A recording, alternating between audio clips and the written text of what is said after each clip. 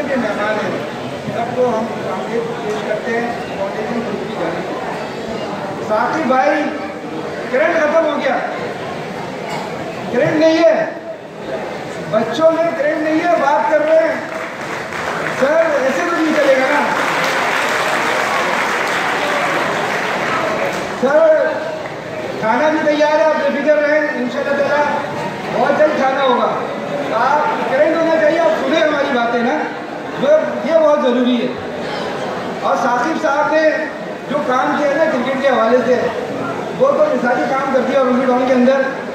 और हम जब गए वहाँ पर फाइनल सेरेमनी में, तो हमें उम्मीद ही नहीं थी कि इस तरह का टूर्नामेंट वो करवा रहे हैं। और जो हम 15 मिनट 20 मिनट रहे वहाँ पर, तो हमें फिर एहसास हुआ कि नहीं, आपको बिल्कुल दावत देनी चाहिए और आपको यहाँ बुलाना चाहिए हमें। अच्छा, गुलपाश का जो हमने सीखा गुलपाश, वो हमारे उस्ताद मोहतरम, अगर उनका नाम मैं ना लूँ ना तो उनके साथ ज्यादती हो जाएगी। जनाब अरशद शहबाज साहब,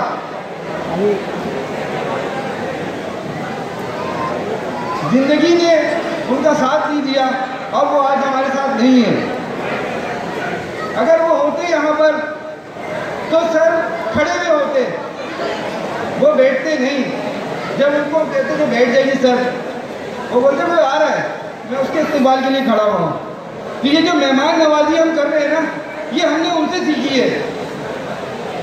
रियल एस्टेट का इंस्टीट्यूट था वो,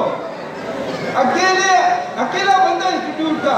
लोग मसाइल पूछने आते थे उनसे कि हम मसाइल बताओ, ये मसला हो गया।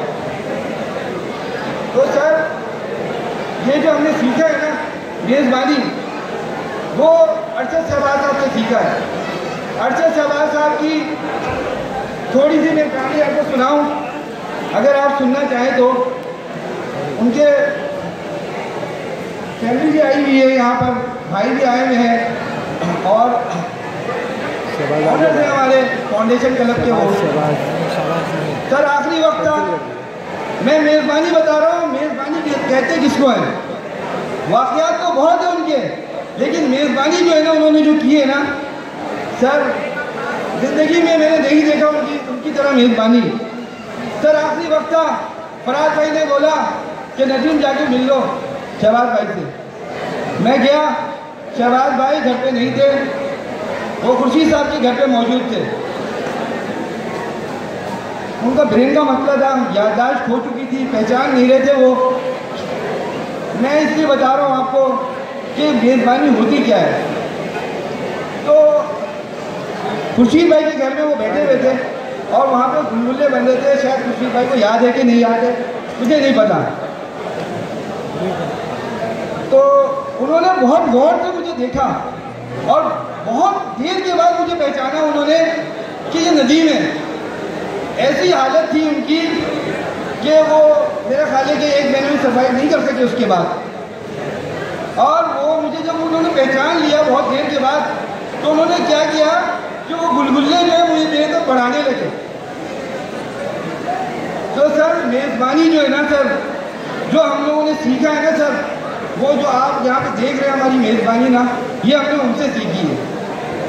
और जो सर इससे बड़ी बात और कुछ नहीं कह सकता हूँ मैं, उनकी वाइफ भी आई हुई है, शायद आंखें नम हो गई हो उनकी सुनकर, लेकिन शहबाज भाई जैसा इंसान जो है ना इस दुनिया में नहीं था।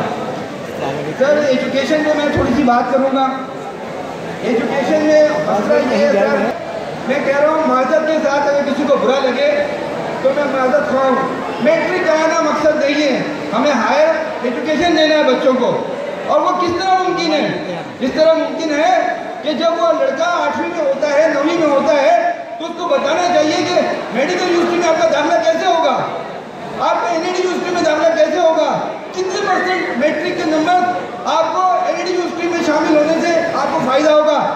लेकिन बहुत अफसोस की बात है कि बच्चों को क्या, टीचरों को भी नहीं पता है इस बात का कि यार ये बच्चा जो जाएगा आगे NAD यूनिवर्सिटी में या मेडिकल स्कूल में, इसको मैट्रिक से क्या फ़ायदा होगा।